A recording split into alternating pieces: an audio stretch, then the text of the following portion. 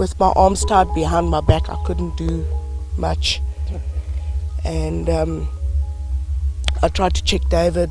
He wasn't moving, he wasn't talking, he was quiet. This security gate was right here.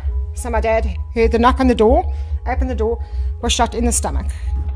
According to Genocide Watch, 70,000 white South Africans have been murdered in the last 20 years. I'm prepping for anarchy, and this place is a ticking time bomb.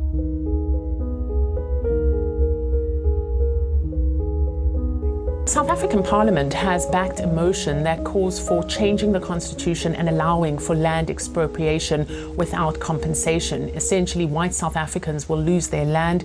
They will not be compensated, this despite the fact that it flies in the face of the current constitution. It follows the inauguration of the South African President Cyril Ramaphosa 2 weeks ago. He has said that he wants to speed up the transfer of land from white to black South Africans.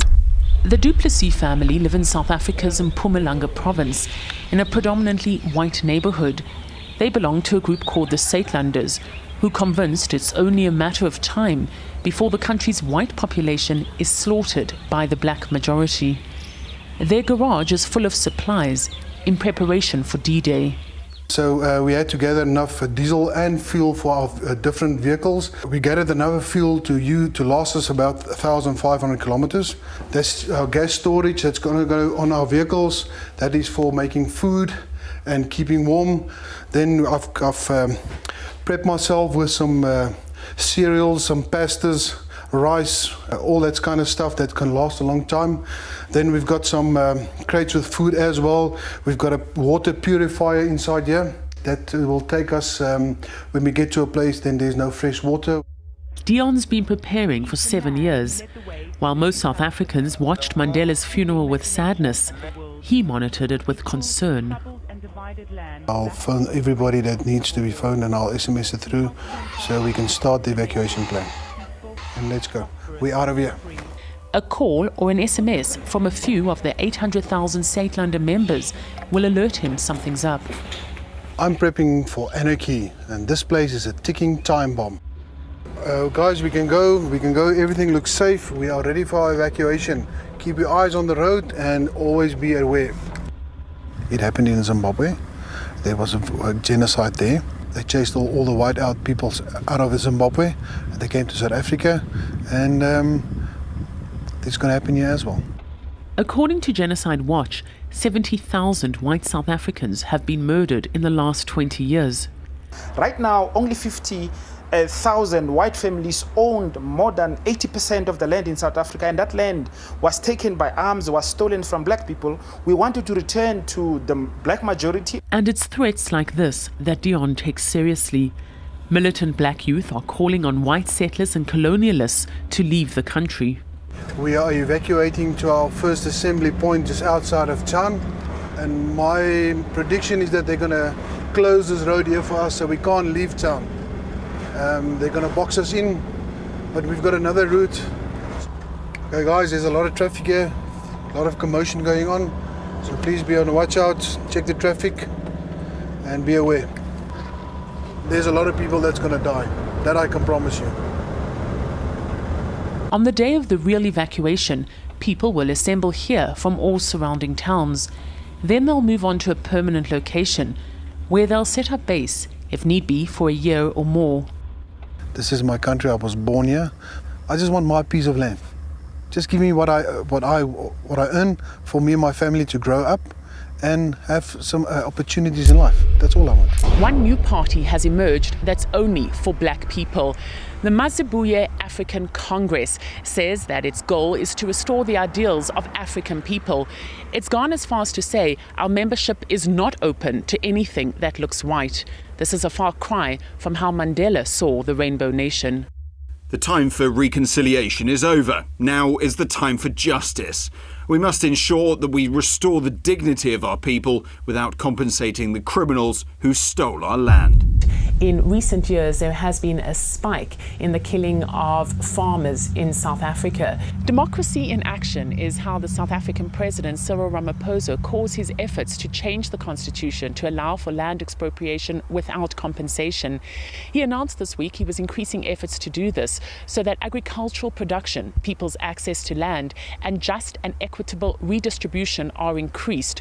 What this means is that the few thousand white commercial farmers in South Africa will lose their land and receive no money for it. In recent months, there's been growing anger against the South African government by the country's black majority over the slow pace of land reform. But critics warn that the government's plans to expropriate land could lead to land grabs, like what happened in neighboring Zimbabwe, where the economy collapsed after land reform was implemented. Still, South Africa's president insists that most people here want to see expropriation without compensation become part and parcel of the constitution. Bernadette Hall has been farming in this area, Patriotsfontein, for just over 30 years. Patriotsfontein is about 2 hours outside of capital Pretoria. Hall is one of many victims of crime in this country. Hall's husband, David, was murdered in this farm 6 years ago. She witnessed the murder. Her hands were tied as the intruders also ransacked the farm.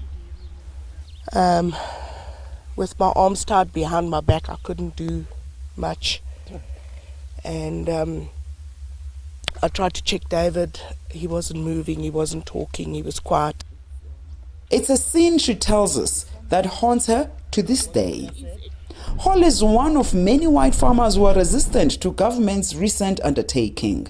South Africa's lawmakers want to amend the constitution to allow land expropriation without compensation.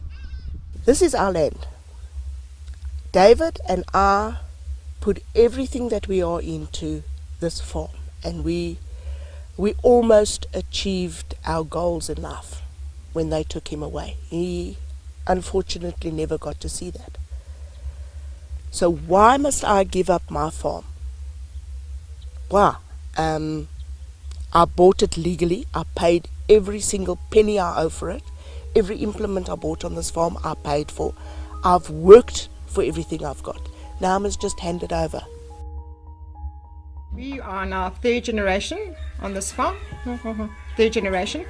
My grandfather farmed here until he died of a heart attack.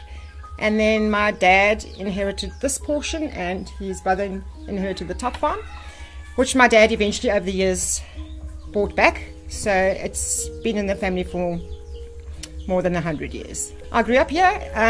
Myself and my 3 siblings grew up here, went to school in Graafnet, which I'm sure you came through, and then went to study in Cape Town. And yeah, it was always our dream to come back, and it was always the intention to come back, not under these circumstances though. My dad was living alone. My mum was in an Alzheimer's home. Sorry, this is quite hard. Because we were so safe here, there was actually no handle on the back door. It was always open. And this security gate was right here. So my dad heard the knock on the door, opened the door, was shot in the stomach. Managed to get to the phone. Yeah, phoned my aunt. Said, I've been shot in the stomach. Put the phone down, phoned our neighbour. And while he said to Jeremy, I've been shot. And while he was on the phone to Jeremy heard the shots. Just kept going. And there was one shot that ricocheted against that wall. All the time my dad's being shot. Back, arms, legs. And my dad slumped over this chair. Slumped forward over this chair. And he was shot in the back of the head here. Just execution style. So all they took... about 20,000 rand in the safe. They took that, helped themselves to food in the fridge, and then hit the road.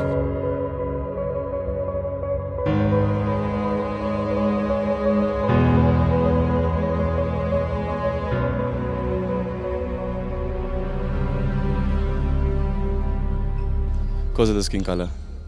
If you go to, there's many places I know, Jesus Disciples, Manger, those places, they take blacks and they put the whites out, you see. So yeah, that's about it.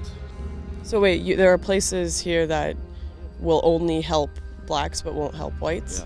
That's true. Can you tell us a little bit more about that? Like, people find that a very bizarre idea in America.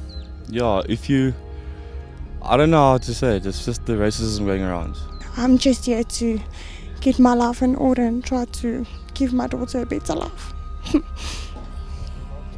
Were there any other places you could have gone other than here? No. Why not? Nobody else didn't want to help. I've tried a lot, and at the end of the day, Uncle Kubus was the only one that took me in. Are there no government programs? Nothing. It's the only place who could help us with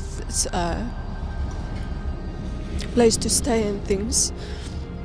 They are the only ones who helped us with it. No one else wanted.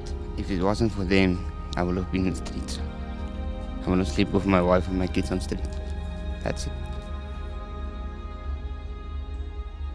There's no one who can help us. Because this side of the earth it's bad for us. And I'm not lying, it's bad. No one can get jobs around here, we're suffering badly.